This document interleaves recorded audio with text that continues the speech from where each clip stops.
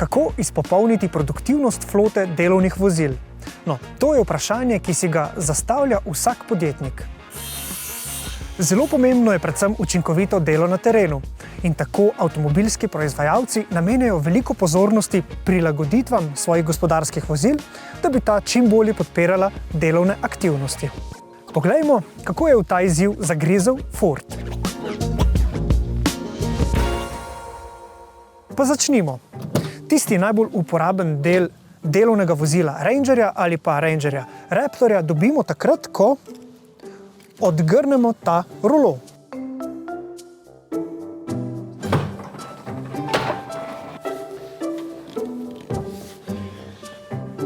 Keson oziroma dobrih 120 cm širok tovorni prostor zelo preprosto dosežemo po zaslugi te priročne stranske stopnice.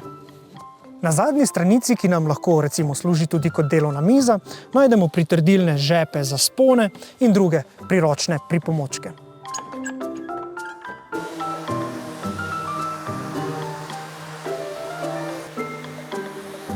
Tu imamo za pričvrstitev tovora na voljo številna pritrdišča, no pa tudi električne vtičnice, kamor lahko priključimo različna orodja.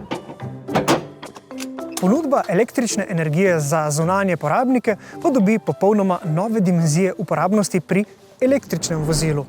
No pa ugasnimo dizelski motor. Ford trdi, da lahko po zaslugi velike baterije s kapaciteto 68 kWh, ki se nahaja na dnu tega e-tranzita, poganjamo na primer krožno žago z močjo 2 kW 3 ure in pri tem porabimo 10% energije. No, ampak ne samo krožno žago, pa to preizkusimo ob vznožju skakalnic. Ja, zdaj v primeru, da ni elektrike, ga lahko ponudimo za likalnike ali pa ne vem, recimo, ko imamo mašine za poln. Toliko, da imamo čim bližji stvar tam, kaj jo rabimo, da ni treba vleči nekih dolgih kablov, tudi po 50 metrov, kdaj pride takale stvar zelo prav. E-tranzit ponuja 2 električni vtičnici v tovornem prostoru in eno v potniški kabini, kjer se običajno nahaja ročna zavora. Ja, tukaj pri tem kombiju res priročno, ker so vtičnice vzadej v prtljažnem prostoru, čist pri zadnjih vratih in jih lahko ponudimo, ker imamo zelo dober dostop do mize, poleg tega pa zelo dober lahko damo hiter poln tele baterije in je vse zelo pri roki.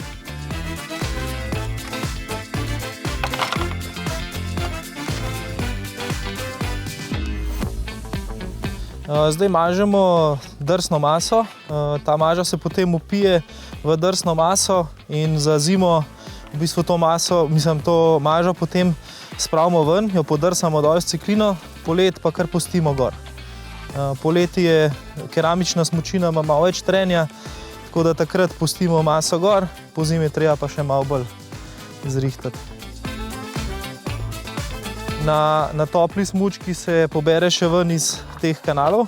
Da je čim boljša pretočnost, oziroma to kanali služijo tudi kot usmerjevalci ali zraka, ali pa v bistvu, da smuča teče naravnost.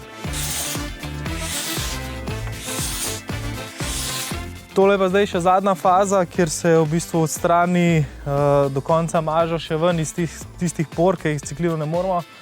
Tale mašina je sicer baterijska, imamo pa za čisto zadnji finiš ponavadi na 220 mašine, ampak tudi tukaj prav pride, zaradi tega, ker je tudi te baterije treba napolniti.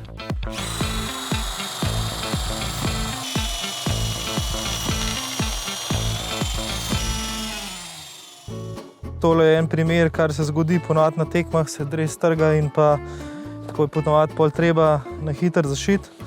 In tole je takole hiter narejen, ampak je treba pa dol skakalnice pridati, ponavadi fantje ali pa punce ne šivajo sami.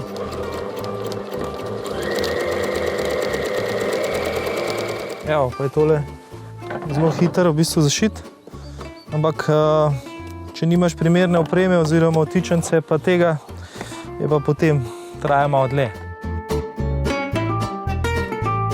Električne vtičnice so zelo koristne tudi pri našem delu, ko moramo takole na hitro na terenu napolniti kakšen kos naše opreme. No, ampak seveda, mi nismo tipičen uporabnik tega avtomobila.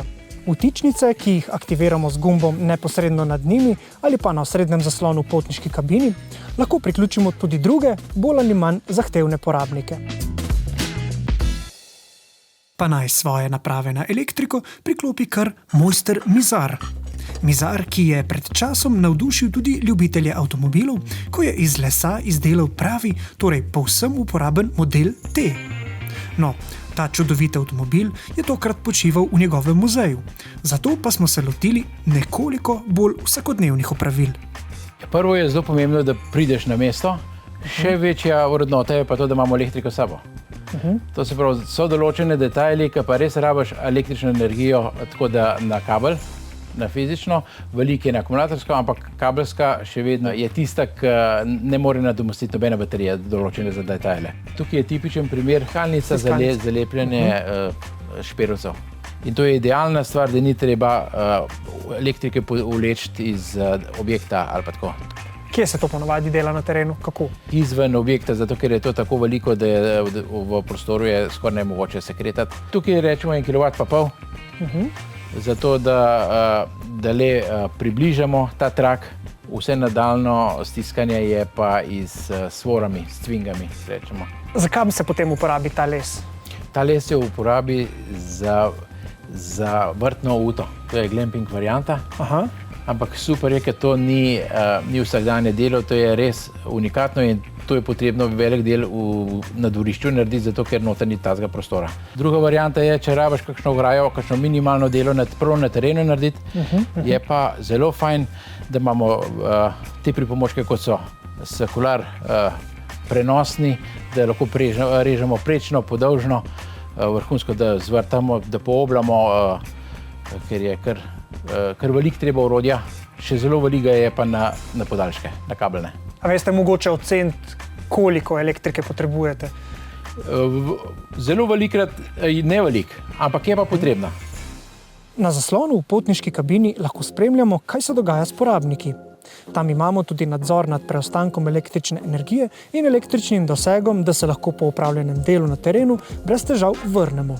V izogib težavam lahko tudi nastavimo, kdaj morajo zunanji porabniki končati s porabljanjem energije.